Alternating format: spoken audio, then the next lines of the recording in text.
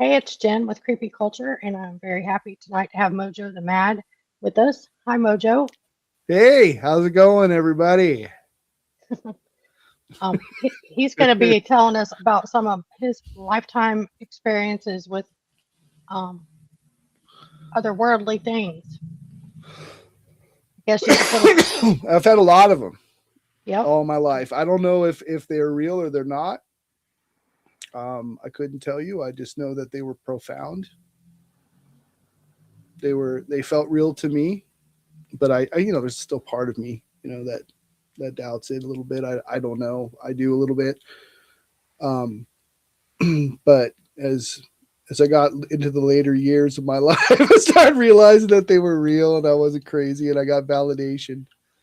Right. Um, you know, that's an amazing feeling when you realize it's not just in your head and other people are there, or especially when it, I don't know, nobody in my family believed me until until recently. But um it started because of trauma. My father was a manic depressive that was very abused as a child all the way up, and he wasn't he would switch, not be functional. And if anybody's ever had to deal with mania, which is something I do I deal with too, but sometimes those people, you're talking to them and they're not really there, especially if they haven't been sleeping. So anyway, it was I don't mind. I know it's easy to talk about now because I don't really care. But like I've basically, my dad, when I was 3 years old, hadn't slept, and he thought he wanted to kill me and resurrect me. I don't remember it. Oof. He was that, like, out of his mind. He heard helicopters outside. I heard the whole story, and he thought they were coming to take him to heaven, and he had gone psychotic. And I don't remember any of it. It's a total blank, but something must have happened there where I thought I was going to die. That I don't know. It gave me PTSD, maybe at an early age, possibly. I don't know. My That's the diagnosis. That's the diagnosis that I have. Okay. And I also spent years from the age of 7 to the age of 39 where I had severe sleep apnea. So if you guys want to think that I'm crazy, or that any of this stuff that's happened because of that, it might be a hallucination or whatever, I don't care, because this is the stuff that happened. So Right. I had, after that, I started having experiences of leaving my body. They felt like dreams. My parents would lie me down when I was 3 years old, and I never thought I took a nap. I was with them as they're hanging out with their friends in the kitchen, or like, playing piano or something. I felt like I was able to do that. There were several instances. I mean, looking back at it now, from learning and trying to do it myself, over the years, that's kind of what it felt like. Um, and there's two early. One of them's a recent memory that came back, and the other one was one that I remember that stayed with me. Was um, when I was I don't know, 3, 4, 5, maybe. It could have had to been around then. I had what I thought was a dream of me, like, floating over the houses in my neighborhood, going to this school that I used to go to. And there was, several playgrounds. Some of them were designated by grade, and I think this one was fourth and fifth graders on this uh, asphalt like playground, almost boxy looking, and there's swings with dirt on them and a sandbox, and uh, jungle gym and stuff at the time. And I saw a saucer craft that was next to the playground, and these little alien, green, like yellowish aliens. It was weird. Big head, the same description you would say as a gray. We're taking soil samples from the sandbox and going back and forth from the spaceship, and I just knew what they were doing even at that age, which is really weird. Um, and like that kind of stuff kind of happened quite often later on. But The other one was there was a group called Indian Guides in the 70s or 80s. It's called something like Adventure Club now because people complained, but about using a Native American imagery. But basically, it was just like dads and their sons bonding with other sons and dads, and they go camping in certain locations. And one of them was Mount Laguna. I remember we went camping at Mount Laguna. Was in my tent. There was like a tent light or something, a flashlight in there. And then I remember the dads were outside talking amongst each other. And as I looked up in the sky, something like that looked like the moon flew over. Was That's all, the only way I can remember it at this point. This was a flash that came.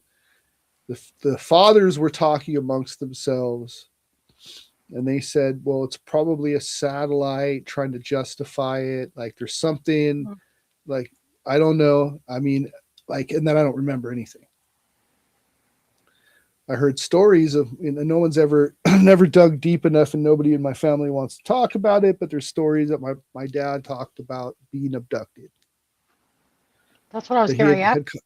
that he had been in contact with, that he had been in contact with aliens or some sort of being or something. I don't know. I didn't really get to know my father that much. He was very I don't know. I stopped talking to him when I was 16 because he was just kind of someone that was, I couldn't rely upon him, and he was very manic all the time. And you know, I'm 16 or whatever, and I wanted my dad to be reliable, and he Right. wasn't, so I bailed.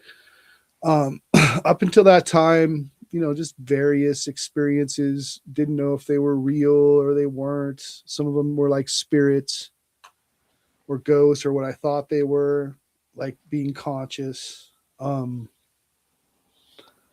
Like the main part that really got where it got really weird was when I was 15 going on 16. And this is a story I've been telling to people because this is the one that like really messes with me, and there's a lot of like jumbled memory, and there's just a lot of, you know, like really weird intrusive shit that happened from this one. But I had been up all night at a house that was on top of the hill, 4670 Marcia Lane. If you guys want to check it out, that's where I used to live. And it was like a long house, 2-story with a long windy driveway that went to the street, and the street was on the top of a hill. And if you looked to the south, you would see the school that I, you know, next to the chicken farm that I went to, and had, you know, a window that faced east, west, and south, and then it had stairs that went down, you know, to the downstairs. I had been drawing that night. I was an artist. I'd been drawing, you know, I pretty much drew manically most of my life. Probably side effect of said trauma made me an artist, you know, and I found myself most of the time, you know, drawing all the time.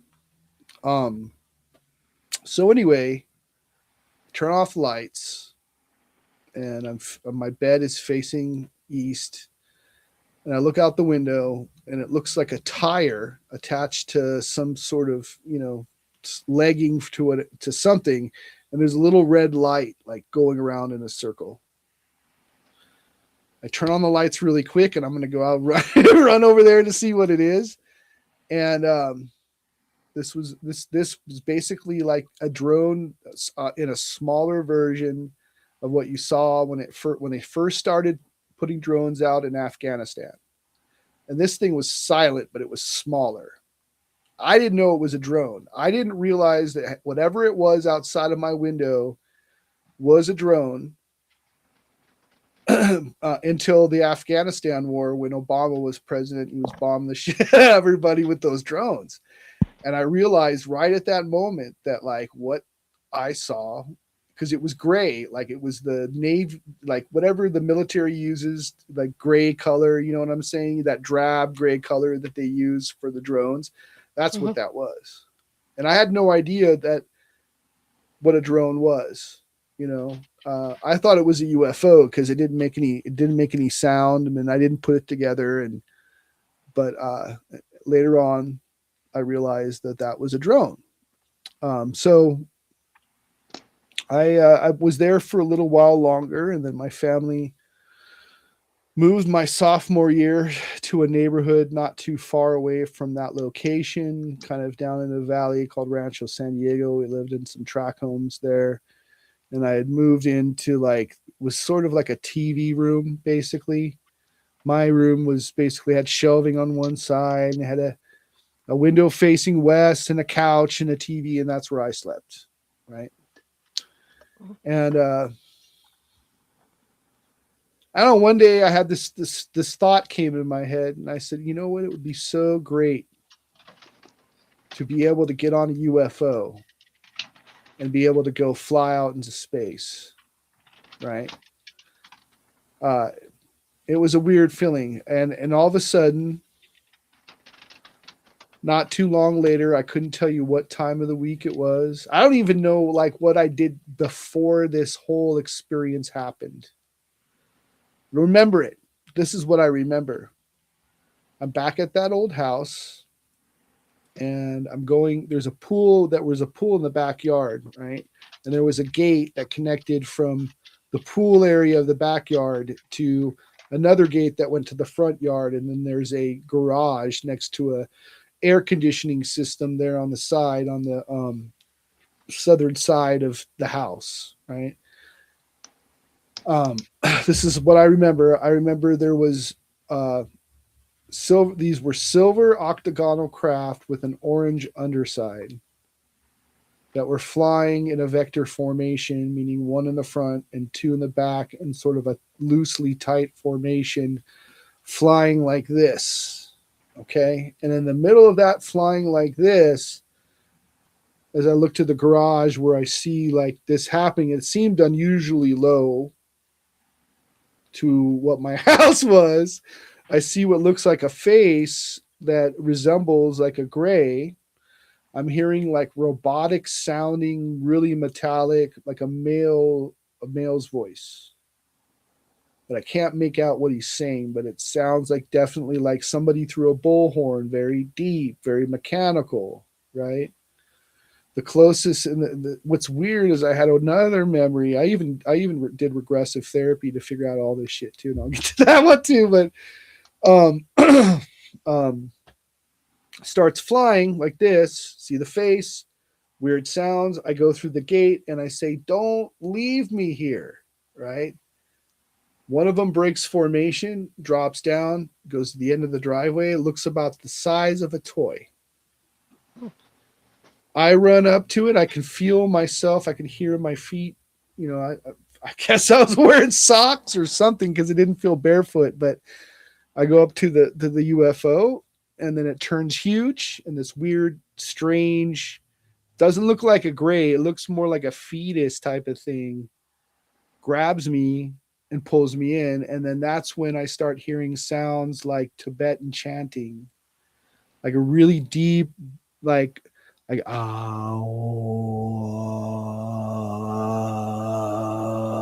that through the whole thing. And then there's flashes of stuff like I'm on a table,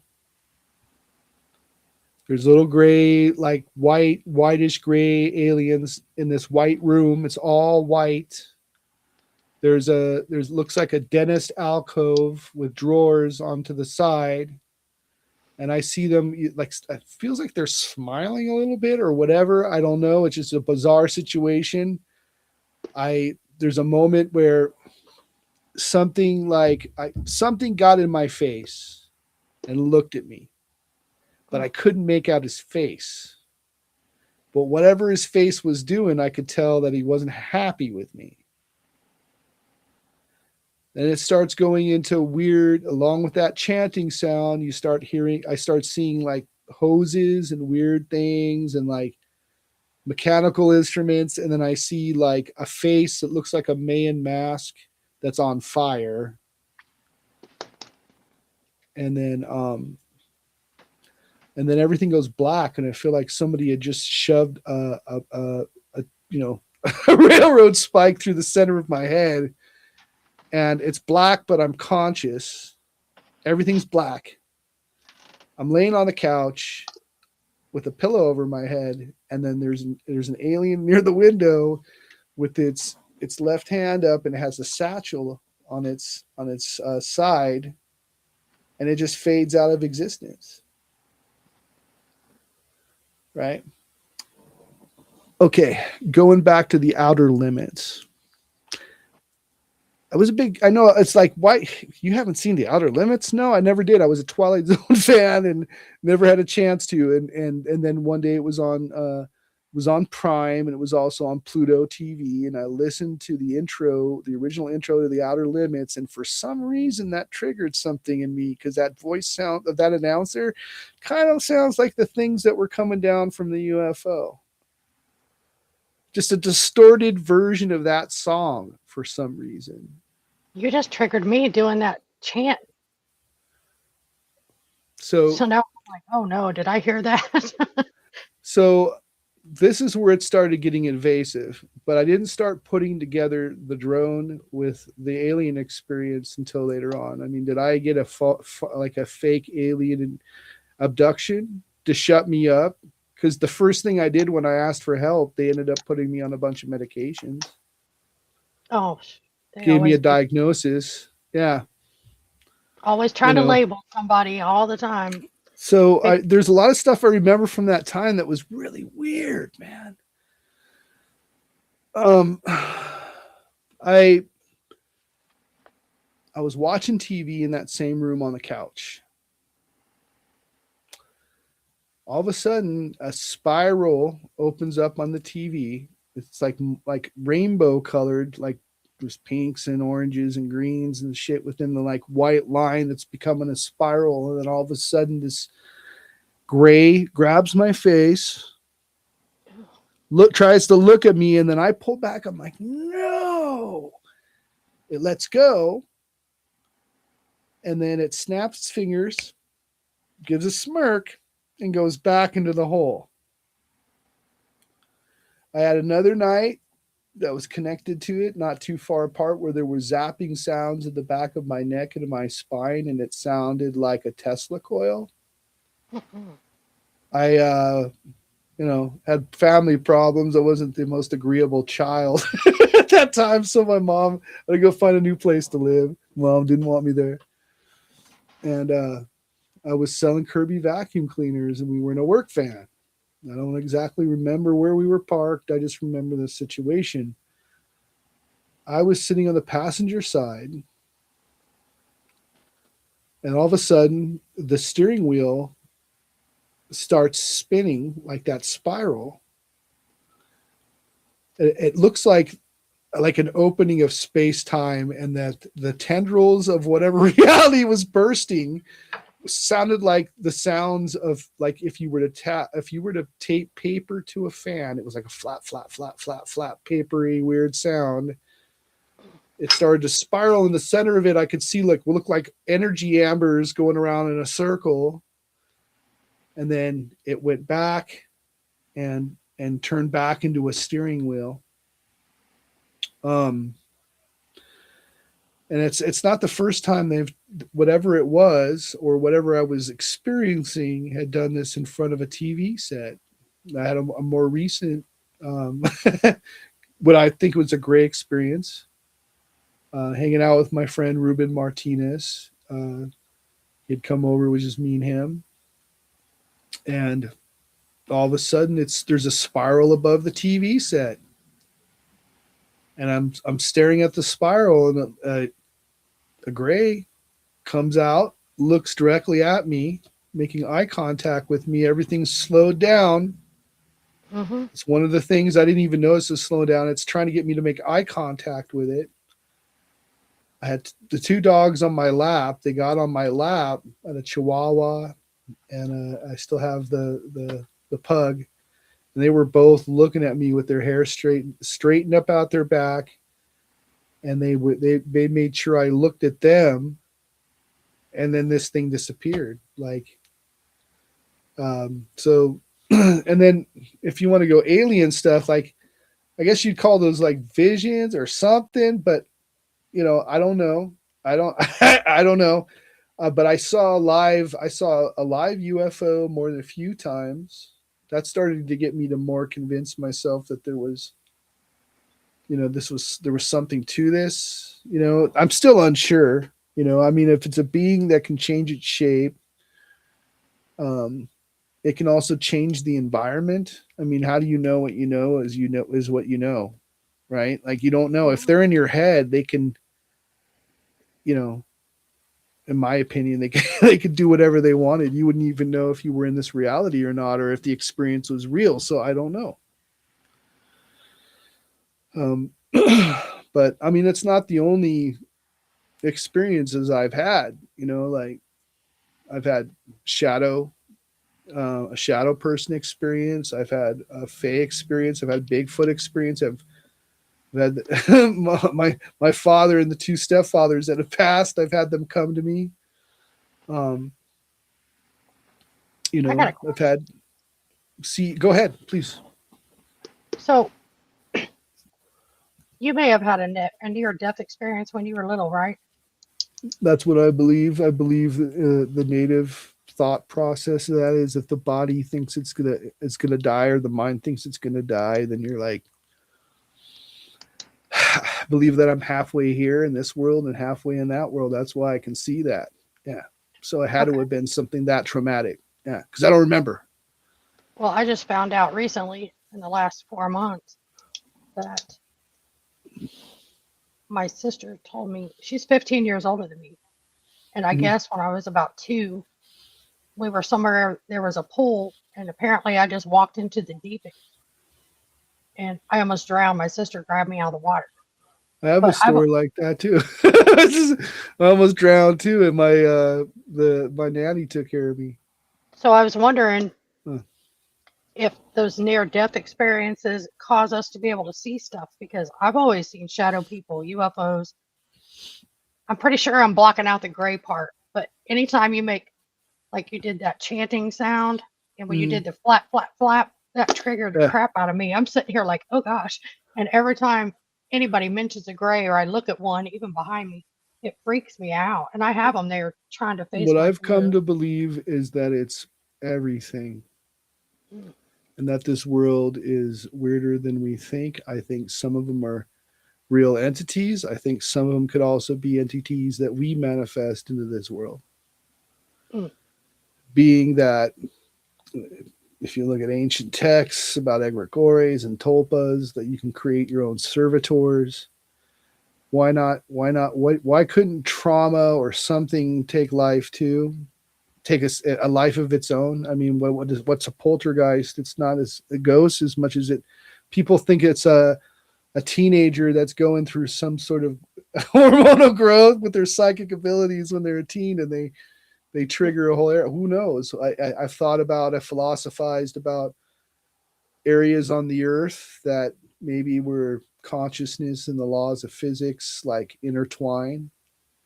Would make sense that people would maybe manifest something into life. I mean, we are children of the creator in my belief, and as of the creator we can create things. I believe that there is a fine line between reality and fictional reality. That's the whole idea of what esotericism and magic really is. Why not make sense for some of the entities, but not all of them? There's been a lot of things we've been told that isn't real, that it's just myth, Yeah, that's right. just fantasy, right? Right. But what if it's not? What if it's all of it? I don't know. I really don't know. I don't even know if, I mean, the only thing that I know is I saw the drone, and the other stuff seemed very real. But I don't know. I still question it. But like when I see things now, ever since that event, because I don't remember time dilation like I do now. Like I feel, my wife says she thinks I summon things. Because what I say before it happens is, wouldn't it be weird if this showed up and we were to see it, and then it does? I don't know. Is that summoning? Because I've done that and I've been like, probably see a UFO out here because it's so dark. And the next thing you know, there's a UFO. And we're like, I oh guess no. so, or I manifested it, or I don't know. I don't What either. if I just created something unconsciously that, or something was listening unconsciously that manifested itself as that? Right. We everyone who starts talking about the different types of aliens and the different types of cryptids and this and this and this and this and this, and they act like they know, but they don't know. Like all you know is what people have told you. Mm-hmm. The same thing goes with my story. You don't got to believe me or whatever, but like those are what I believe. These are the experiences I have. You can believe me or not believe me. So you've seen I've shadow had a people lot of, too. yeah, I had the shadow person experience I've had too.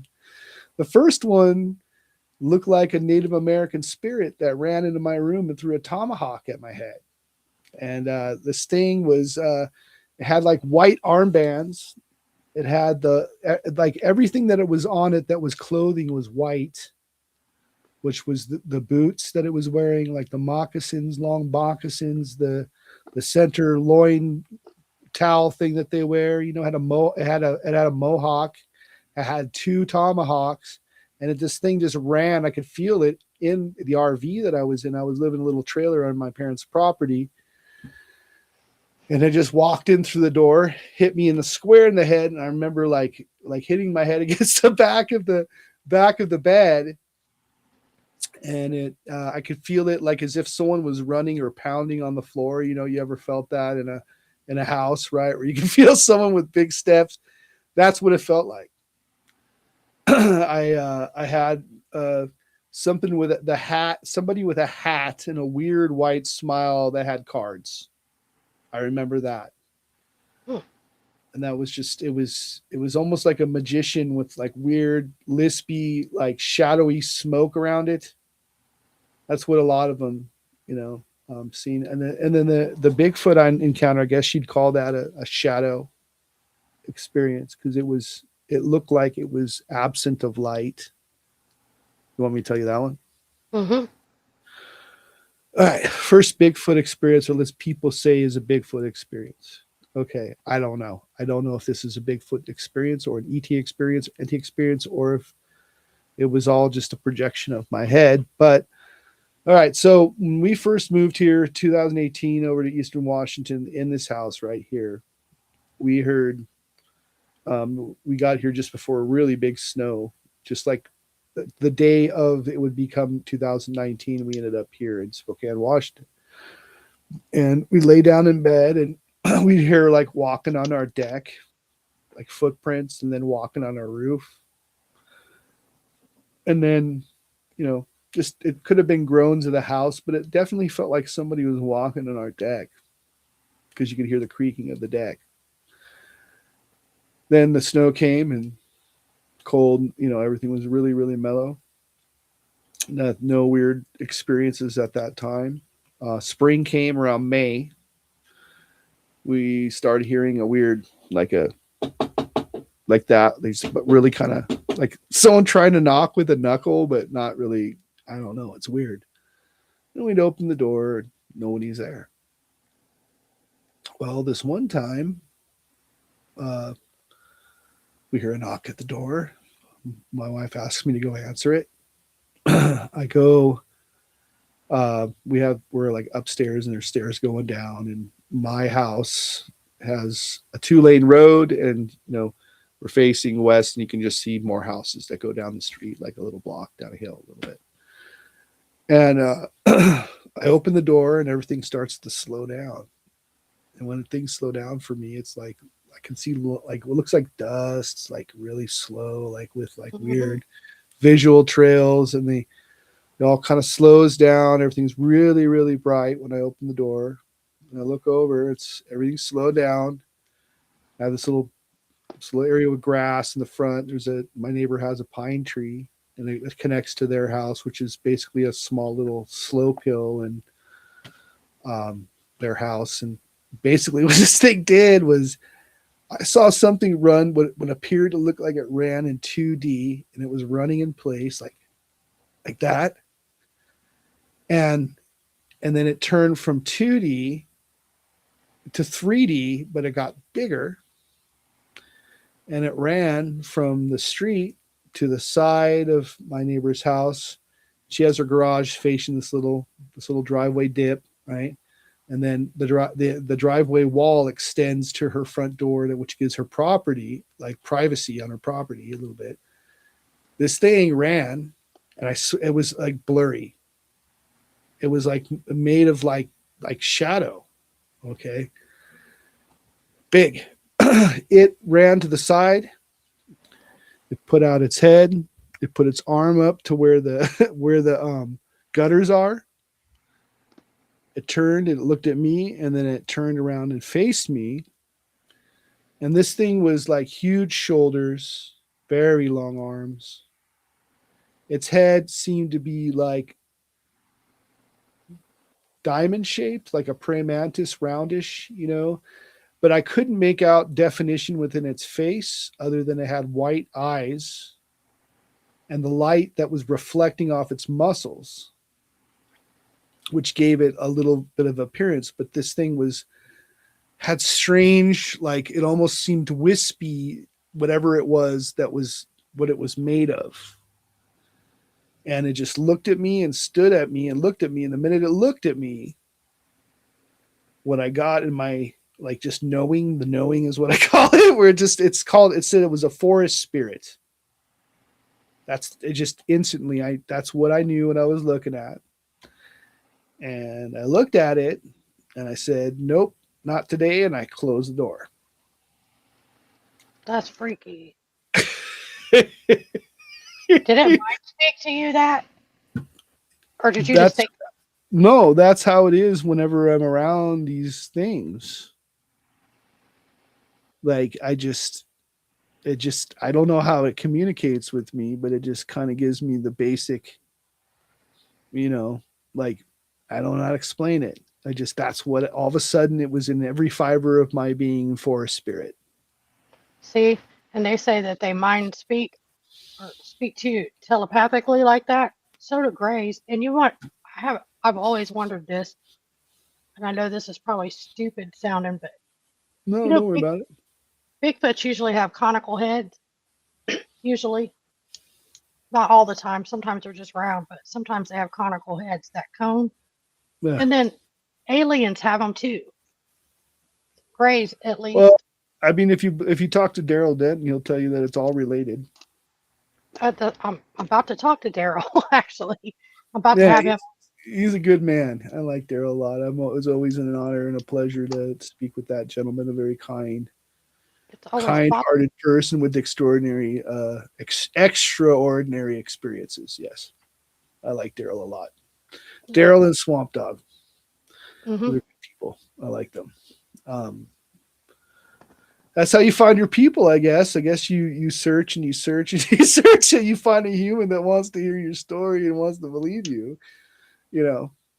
I believe everybody. Usually. Yeah, I tend to be more skeptical now than I have been. Not about my own experiences, just about the narrative. Mm-hmm.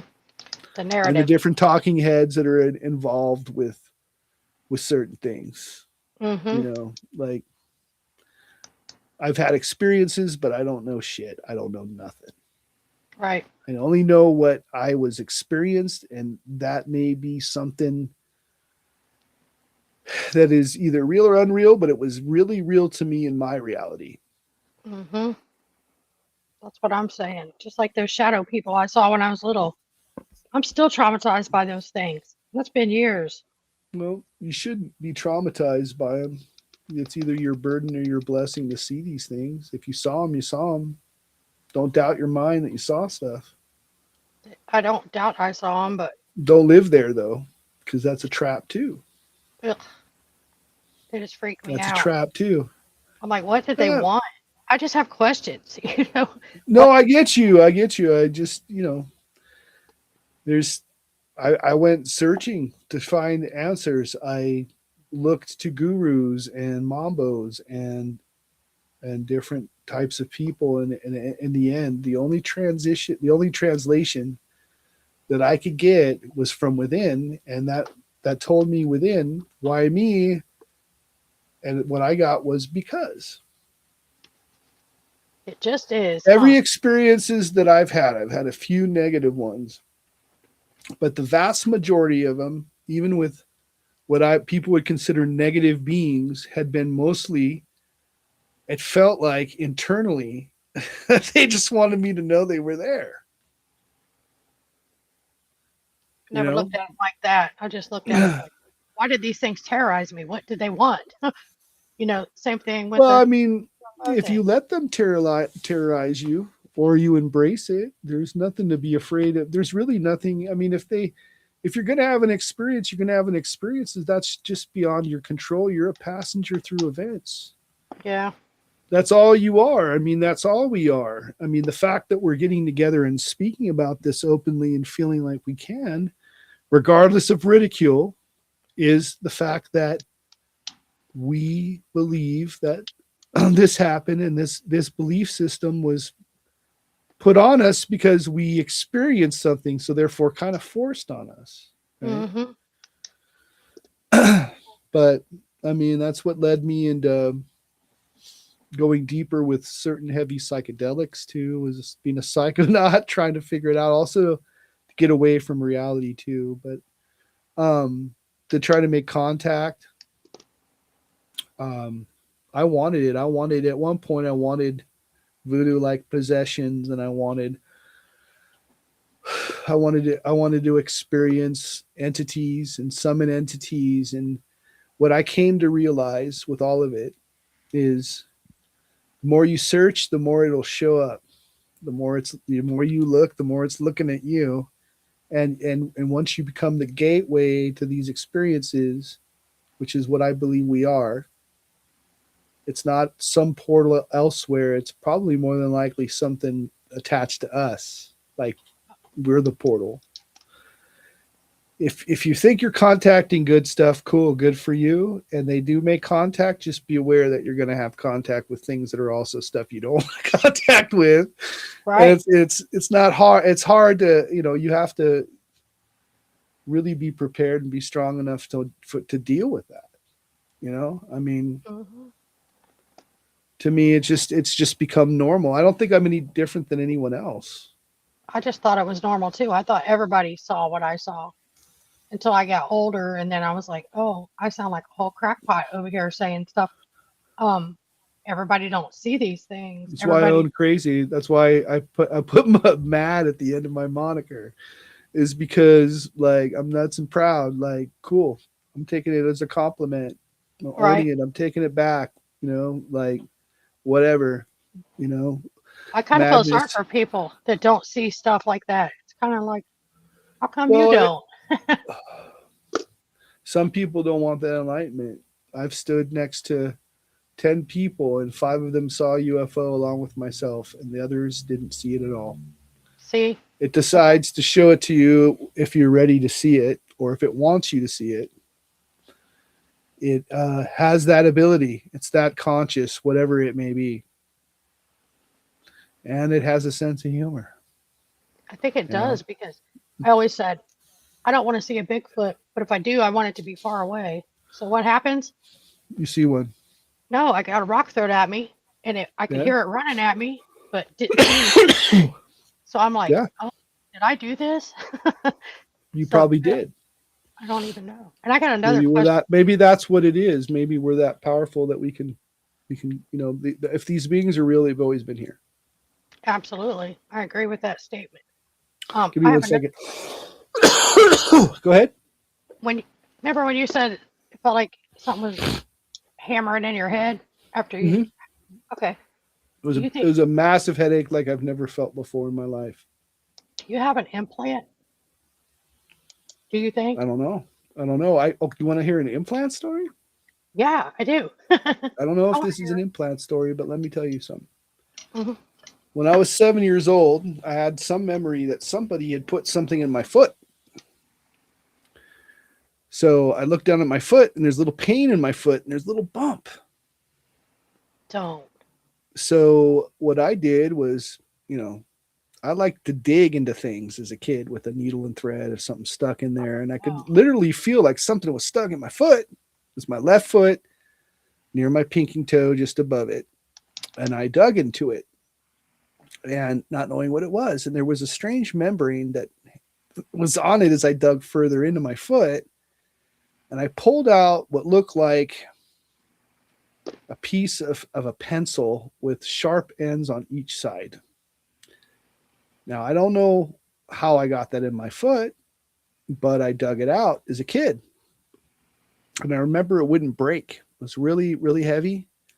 Not heavy, but like strong, excuse me. It wasn't heavy. It was light, but it was like you couldn't break it. And but that was before the other incident. I mean, but I don't know if that was an implant or it wasn't. I had a dream as a kid where there's a tattoo here now on this hand, but there was a scoop mark there. I remember somebody taking a scoop mark as a memory from my hand, but I don't know. I don't know if I have implants. They decide they want to show themselves to me when they show themselves to me. A lot of the time it's in retail stores. I don't know why. Maybe because I work there. I don't know. But yeah, so I don't know. I don't know what was in my foot. I don't know what this whole scoop mark thing was that was here before I got the tattoo. You can see it then, but it's not there. You can't see it now because of the tattoo. But as a kid, yeah, and then it was bleeding different colors of blood, which was really weird. I don't remember that. It was a weird memory. I just don't, I'm piecing it together right now with you as far as I can remember. But I mean, if anything, the thing that felt like a zapping in the back of my neck, it felt like it was on my spine. That could have been an implant, but I don't know. I've never been X-rayed. Me either. For implants, so I can't answer that. I can't tell you. It's really weird you said your foot, because guess what happened to me? Tell me. I'm going to tell you. In 2018, 2019, my foot started getting sore. Okay. And I didn't know why. I thought I stepped on something. There was nothing in my foot. Well, it festered up, and it had a spot like this big on it, right? I had to go to the emergency room and everything. Yeah. And they cut it open. They did an ultrasound on it. They cut it open. They drained it. They said there's nothing in your foot. So I'm like, okay. I go home. It don't get any better. I go get an MRI. MRI says there's nothing in my foot. I went to a different doctor, a foot doctor, and they were trying to get it to dry up. So I had to like have a zinc wrap to try to dry it up. But in the meantime, I was supposed to soak my foot every day. Tell me why I was pulling my foot out of that hot soapy water and something fell out of my foot. And it looked like a piece of plastic. Yeah. So I don't know what that was. Mine looks like a pencil lead. Mine kind of looks like a pencil lead, like a thin piece of, like, not like a mechanical pencil lead, but like a, but it was kind of like it was tapered up on each side, but it was real thin, very sharp on both sides. Now I'm sitting here going, oh no, was that one of those things in my foot? Because you could speculate all you want. We really wouldn't know. I mean, I don't know what it was. I don't have a lab or the ability or the knowledge of that part of my education to be able to figure it out. Or it's funny the MRI and the ultrasound didn't show anything though, but something seriously came out of my foot. That is weird. I know. That is weird. It's it's really weird you thing. said something came out of your foot. Yeah, I've had that. I've had that experience. What a coincidence. Well, that my life has been filled with it. It's been weird. Same. Currently I don't experiment with any psychedelics anymore because I started getting visions and shit on it, and I got the possessions I wanted. People would consider that going primal, where it just takes over, but I was channeling something for a while towards the end of it. I'm not even sure like what it was all about, because the LSD I did as a teenager was a lot different than the ones later on in life. It felt like people were intentionally making these psychedelics stronger to cause an awakening. I don't know. But I started seeing like what was the an extended story of this cosmic story, and then something showed me like all these events that were leading up to something. um there would be certain events that would come about that would end up, so far it's been right. But something tried to contact me early on before I moved. This is still in San Diego. This is back when I was still experimenting with that stuff and trying to go in, go. I believe that I had contacted stuff, but basically what it had showed me was I had done this something called Black Pyramids. My friend wanted me to go and listen to Fish albums with him, and I'm like, okay. And they're like, at least take two. I'm like, okay. And this is a friend of mine that I don't talk to anymore. We'll just call him Kai. And my wife was there, and there was my friend Matt was there. Gave us these psychedelics, and it was like LSD mixed with DMT. It was really heavy. I remember my dog freaking out, acting really strangely. There was a weird wind in the house. It was really supernatural. Um, and it just kept on peaking and peaking and peaking and peaking and peaking, and it didn't stop peaking. And eventually I just let go. It's if when it becomes too overwhelming, you just let go.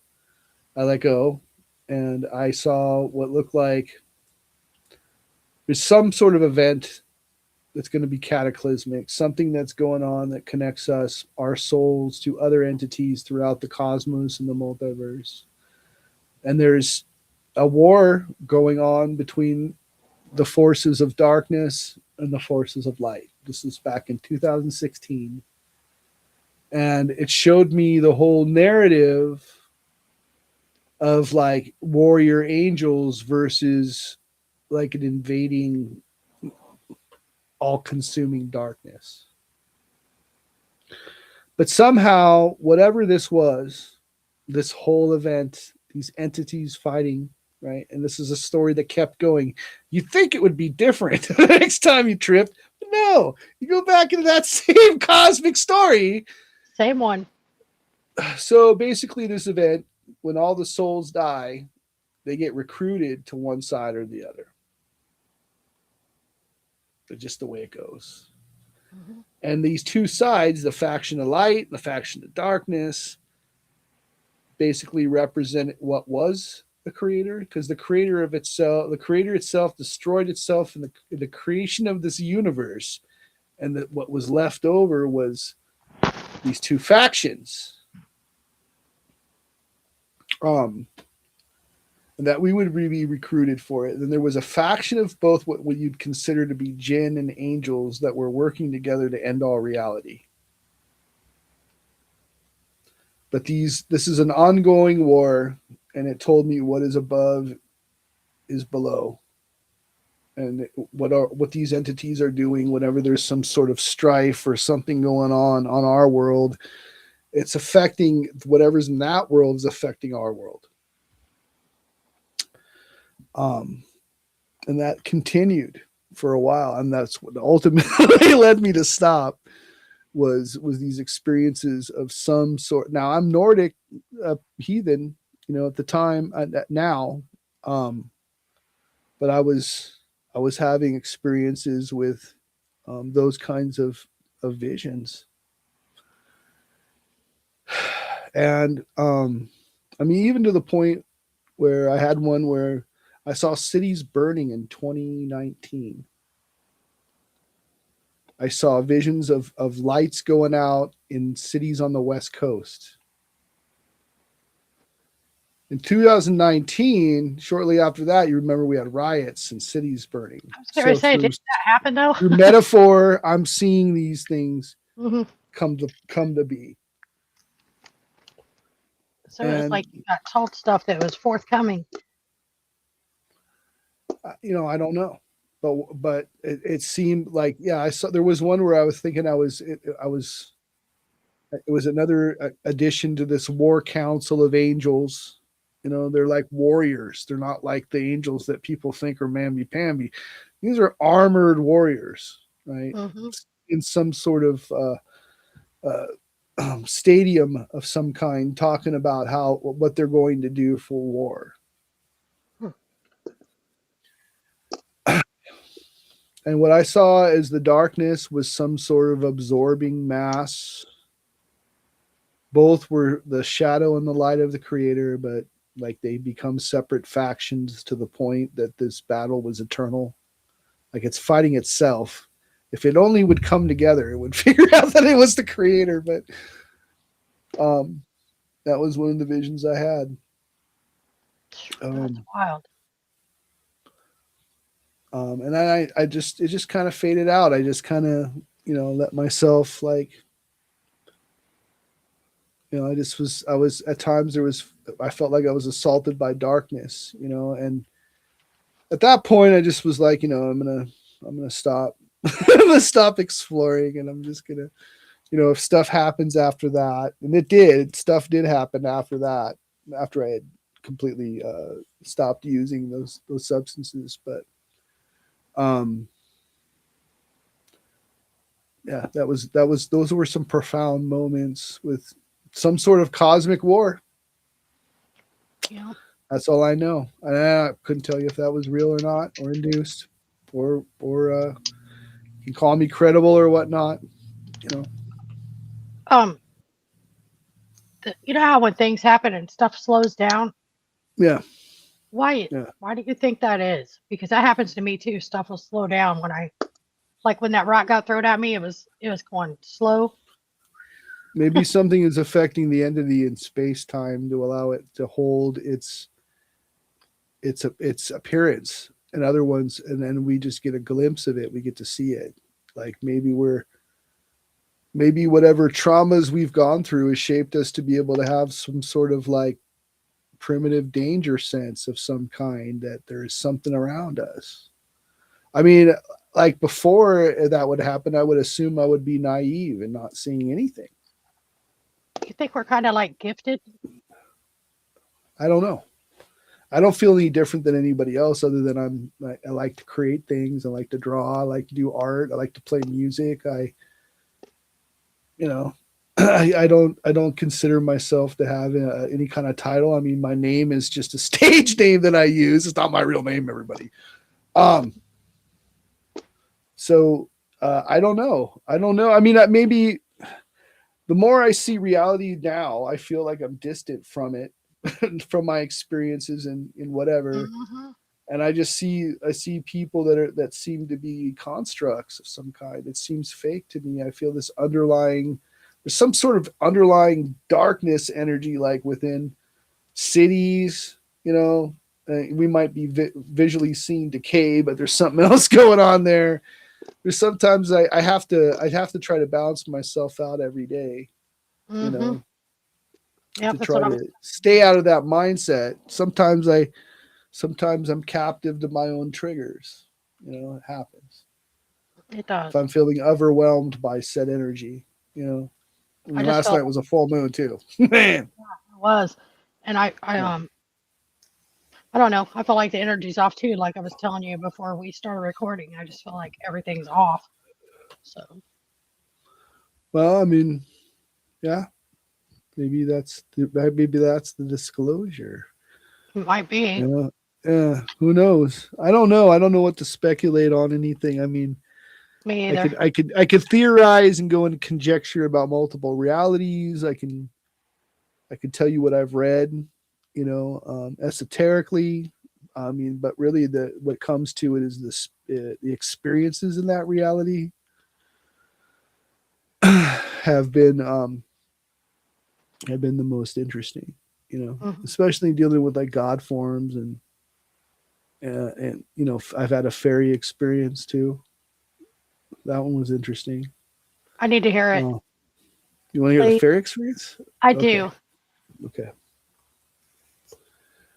okay. Being a heathen, there's very few heathens in Spokane, Washington, but I met one who's considered himself sort of a gothy, and he's had his own experiences too. His name is Thorfinn Liberty on Facebook, or Thorfinn Odison. If you ever want to talk to the guy, he's a good guy. And I went out to his property, and it's about 10 minutes from the Canadian border north. I drove deep woods, where he lives. And, he's got some people that are, he's kind of having some physical issues. So he has some kids in the family that he's living on the land there to take care of him a little bit because he's having some issues. I don't know where he is right now. Last time I heard he was he was in the hotel because he didn't want to be in the cold. And up there, and it gets cold. It's like deep forest up here in the Pandorel. Like it's deep forest.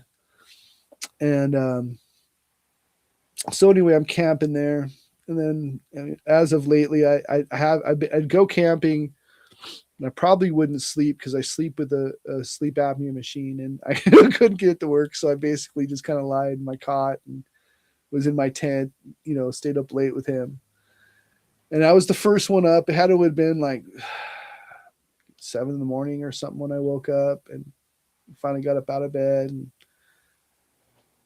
he's just surrounded by trees near his trailer, and I go and I start making myself what I make when I usually go camping, which is like potatoes and sausage and pineapple and veggies and stuff, and I put it in a cast iron skillet and I start cooking it. And it's a nice day. You could start to feel the heat coming on though, because sometimes it gets hot out here. So I'm cooking, and I just hear this weird, like a female voice. I hear something going, Joseph, Joseph. And I look up, and time starts slowing down, Oh no. and I see this face. The minute I made eye contact with it, it told me fairy. I didn't say it like as a word. I just knew that what I was dealing with was a fairy instantly. And this thing was like boxy, cartoonish looking. It had like red eyes, spirally and greedy, messy hair, and pointed ears. And as I look at it, it just disappears into like if it wasn't even there. So I go to my friend. I say, you know what? I think I had a fairy experience. He's all, really? He's all, well, that's weird because my niece has fairy experiences all the time. We used to leave them offerings, and you making food might have been it wanting something to eat. Oh wow. Yeah, So that was good. they've been known about them I don't, there, I don't know if it was. That's the experience. I couldn't tell you what kind of fairy it was. and it said your If it was name. yeah, it knew my name. That would freak me out. And I remember it had like red eyes that were like full on perfect circle, but they were like spirally. Yeah, Didn't look like no red. Tinkerbells. No, it looked like very very boxy, almost one dimensional in a way, but Hmm. not. Like it was weird. It had to have been like 3 feet tall, maybe two. Didn't give me enough time to really like know what I was looking at, other than I got that feeling, and And that's it what I slowed experienced. down. Yeah, Oh, it yeah. slows down. That's so weird how it slows down. I thought I was the only person. I I'm feel finding like an anxiety in my stomach, but it's not like anxiety. And then I instantly know like something's coming, and I get that feeling, and then time slows down. Yeah. hmm that's what happens to me. I actually, um, let's just say I have a heightened awareness for everything that could possibly go wrong. And it causes me anxiety really bad if something's about to go down. It's almost like primal danger sense from back Yeah. when, if it's true that we come from some mammal, maybe an ape, uh, evolved from apes. Who knows? I mean, maybe that's not true at all either. But I mean, some primal, like the only way I can explain it is if, like, when animals know that there's a predator nearby, or that we have that ability to detect Mm-hmm. something's off. Mm-hmm. And if you're aware enough, or you're able to pick up on those vibrations, then you can encounter those things. And also, once you've encountered those things, they can't hide anymore. Mm-hmm. They make themselves known. I've just learned how to control that in the last 5 years. Sad as that is. That's okay. There's always time to learn these things. I just thought I had anxiety problems, but then I Well, realized what maybe it your was. sensitivity through anxiety. I mean, that's where it stems. That's what as I, delved into the psychedelic mushrooms, that kind of stuff. One of the insights, it did help me in a lot of ways be able to identify anxiety versus the trigger of mania to the trigger of PTSD, and how they're both combined. I realized that my main source to all of those things, more than likely due to the past traumas, Mm-hmm. has manifested itself somewhat physical, danger sense. Some of the hardest parts is when my therapist would tell me that it's my lower brain waking up before my upper brain is working, and so therefore it goes into some sort of flight or flight when I wake up in the morning. So that was how it started, was anxiety in the morning. I didn't even know what it was, and it felt like the world was ending. Right. Panic attack type stuff. But Oh yeah. I've been dealing. over the years, I've been able to identify it better, and learn techniques to be able to help me. Me too. I You know, finally figured out what it was. It wasn't me. It wasn't me having anxiety. It was, but it was things that I was. it's another part of your boardroom that has manifested itself as some form of your physical part of you that has taken over. Yeah, it was like incoming information, but I Yep. didn't know that for a long time. I just found that Yeah. out recently. Yeah. So I can manage Yeah. it way better now that I know what it is and it's You not overcome me. it. Or either that, or you go down the dark spiral and become some shattered mind that talks to the gods and looks at the sun. Like, I mean, there's two ways that it can go. Like any trauma or anything that happens, like you see two types: one who becomes a victim to it, or one that tries to overcome it, understand it, go past it. Another part of it for me was blending my diagnosis, my emotional issues, right, into a spiritual, tangible spirituality that I wanted. I didn't want to just say I talked to something and just feel like I'm talking to myself. I wanted a tangible spirituality that I could communicate with, and I searched for that. Hmm. Early experiments with hoodoo and voodoo and conjuring and witchcraft and all different types of things, only to find out that it's like playing an instrument, right? Like, you can either have a, a rigid posture when you're playing guitar, or you can have a loose posture of how you play the guitar. But either way you play the guitar, it's the same thing with this. And the more I delved into it, it wasn't about spells or ritual. That's just the yoga or the kung fu, right? It's Hmm. about creation, Basically, how yeah. I create things.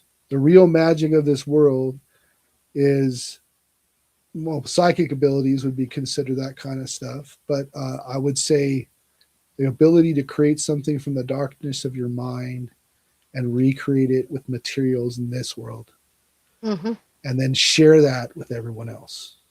That's what I've learned to do in the last 5 years.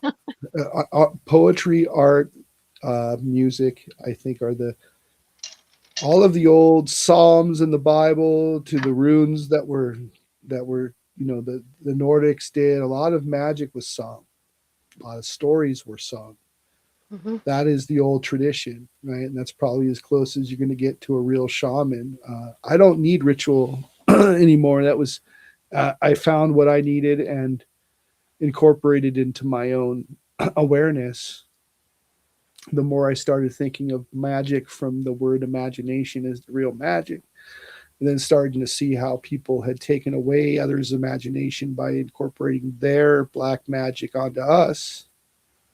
Magic of Hollywood, Mm, where we're not thinking about our own imagination or what we can create. We're going by stories and mythologies created by others. exactly. And We're that's powerful. go ahead. I said we are powerful. Everybody is Yep, we are. very I powerful. think we. But I think we are. I think we are. But I hmm don't think I'm any different than any other human here. no, we're not. It's just that we're powerful, but we've been taught not to be.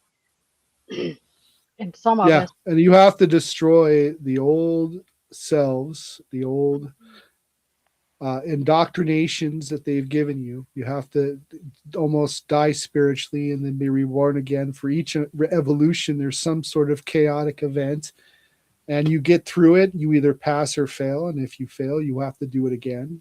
And Hmm. then, and then if you when you pass it, it's you've learned it. And now you've learned the wisdom of how to avoid it. Hmm. Right? Yeah, Yeah. and I don't have anxiety or panic attacks anymore since I figured out that mine wasn't something wrong with me physically or mentally. It was information incoming. You know what I mean? It was something bad Yeah. was coming. So I had to And you figure knew that it. out. Hmm. And you knew it. You could feel the storm coming. And you knew Yeah, it. but it took me a long Yeah. time to figure that out. I thought something was really wrong with me, but it wasn't. Nothing wrong with you. Nothing wrong with anybody, really. I mean, it's just your ability to want to be aware. I think everyone that wants to be aware are people that question. And Hmm. once they start questioning, then they start having dreams, and then it goes from dreams to actual physical experiences. For everyone else that's had these experiences, we were forced to become theistic with our belief system because we had these experiences. And it used to be in a tribal society, I think that we would turn to the shaman to decipher these things, but we've given that up to spiritual middlemen that only give us the translation and of what God or whatever it is, the gods tell us. So the more I got from within, it's within me, the more that also changed in my perception. Like all my ancestors are within me, all my gods and those creatures that come from whatever of that time to the first one that created me. I am my own ancestors. I Hmm. am I am the upgrade or the end of that upgrade that goes into the next upgrade with your descendants, your children, your great grandchildren. All of those are still connected to you, and in some way you can tap into all of that. Hmm. You I know, get that. Yep, I do. that's what I see it now. But I adhere to heathenism because that's what answered me. Right? Those gods answered me. I look towards other systems of whatever to define what this reality is because it's pointed me into that direction, right? So I've studied, religious doctrines. I've studied esotericism, both left and right hand path.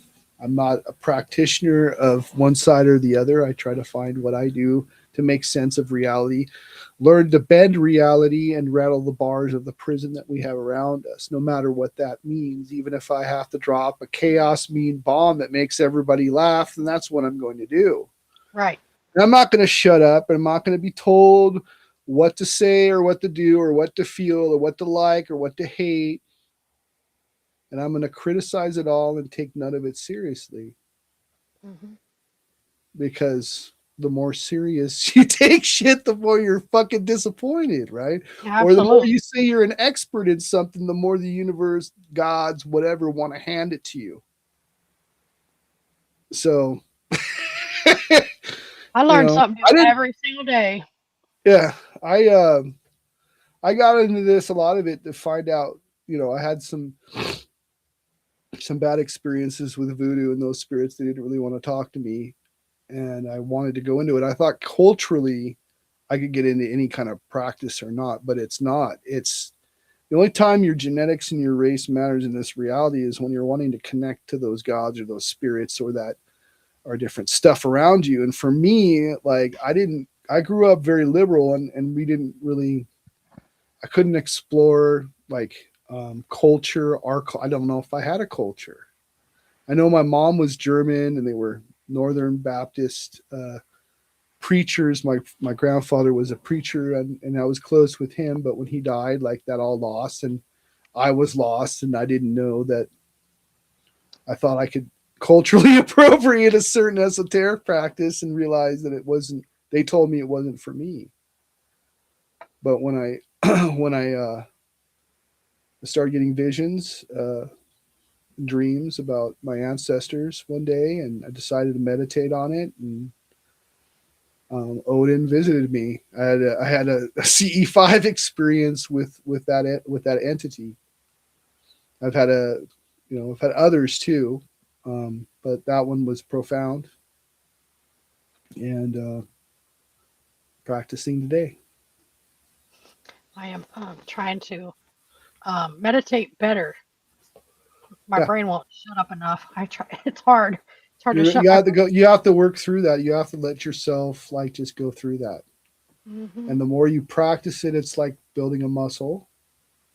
Like when you go use weights, you just gotta keep doing it.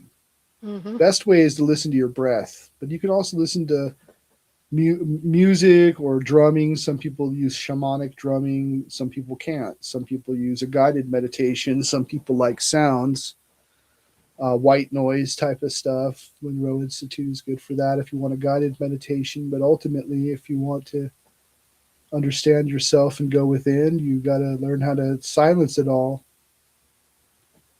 The silencing of it all is what I would describe as like the demon Mara that tried to tempt Buddha with his daughters and all these different things. Those are those thoughts. They're like, what am I going to eat today? And like, did I turn off the TV before I came in here to meditate? And like, what's my dogs doing? What's my wife doing? I wonder if I should call my friend Dave, like that kind of stuff. Just It's random annoying. stuff Yeah. that you don't pay attention to, the inner dialogue that you don't pay attention to. That's your boardroom. Silence it all. Like if you can suck it in and your ears plug up and you can hear your breath, breathe in, breathe out. Eventually you'll breathe normally and you can focus on the white noise of your breath. And that's how I did it. That's how I was able to do it. But I also listened to I wanted longer, like noisy guided meditations. I wanted, so I started going from Monroe Institute sounds and hemisync uh, guided meditations to like my friend told me to listen to the sounds of Saturn or listen to the sounds of Mars or listen to the sounds of, because there's sounds in space, right? And so I started doing that, and that gave me some pretty good results too. Eventually, you'll have a mystical experience where your brain all of a sudden just kind of plugs you in, and the idea is to learn to exercise that muscle in your consciousness to be able to hold on to that image and go further. Mm-hmm. I've been getting better. So. Yeah, mine is going into nature, also finding your place in nature too. Mm-hmm. I Some stay out. people some people are deserts, some people it's river and forests, and some people it's the beach, right? Some, uh, I think it's one of the, no cell phones, no nothing around you. Like that's primitive Mm-hmm. camping for me. And like that's what I like doing. I love nature. It don't matter where. Did you want to Yeah. tell people where they can find you at? Because you have your own podcast and stuff. It's on Yes. Podbean. Well, I'm taking a little break. I will be back on next Saturday with my partner or without my partner. Doesn't matter. I want to come back. I've taken a 2 week break just to kind of, I don't know, clear my head. And you can find me on Podbeam under the Of Dark Matters podcast with Mojoe the Mad and Dr. Clutch. And just have to make an account. You You go to the Play Store, download Podbeam, make a new profile. You don't have to pay for it. You scroll down and go to the free account. You can make an account, listen to our show, and give us a follow. We talk about the paranormal, occult, conspiracy, and world news from our perspective. No holds barred, free speech. As long as you can have a good conversation with each other, it doesn't matter what side you're on, as long as it doesn't get to a point where it becomes chaos or ridiculousness, I will allow it. And talk about all sorts of topics. You find me on Substack, which has basically kind of been my website, a side website, and we have kind of a history of our show there. You can find me on Telegram under the same no holds barred. You know, I mean, if you're going there and you want to, and you're a person that doesn't like that's easily offended, you're not going to want to be there. But that's where you can communicate with us, and it's under the same name as my show. You can find me on SoundCloud under my previous show, Please Stand By, where Clutch was the host and I was the co-host. And then you can also find me with my music under Mojoe the Man, the Drama Llama Ding Dongs. You can find me on YouTube, Facebook. Yeah, I'm pretty much everywhere. I've been in different. Before I was deep in the mystical and the paranormal, I was a musician, you know, and so I played in bands and did bands and stuff like that. So you can find my music everywhere. I'm a little bit here and everywhere, but mostly every Saturday. 5 p.m. Pacific Standard Time, 9 p.m. Eastern. And that's when I'm going to return. I was going to ask you if you wanted to come co-host on my show. Sure, I will. I may not have my co-host, so if you want to come in, we'll just talk about world events and, you know, why not? I come on your show? Now you come on my show. Sure. All right, we'll do that. So next Saturday, we'll do it together. I'll talk to you after the show and we can get that going on. You know. Okay, and I'll link your links underneath this video when I post it on YouTube. Sure. Yeah, man. I mean, yeah, you can find me. Come say hi. You know, I'm cool. Yeah. You know, I just hope. Thank you for having me on your show. Appreciate it. Thank you for being here. Yeah. I love hearing the things that you've experienced. It just is. There's a lot more. I know. There's a lot more. I'll have to do a part 2 with you. Yeah, of course. Whenever you want me, just let me know. I'll be around. All right, I'm gonna stop recording, but I'll talk to you in just a sec. Okay, cool. Thank you guys for tuning in. I'll see you guys next time. Goodbye. Bye.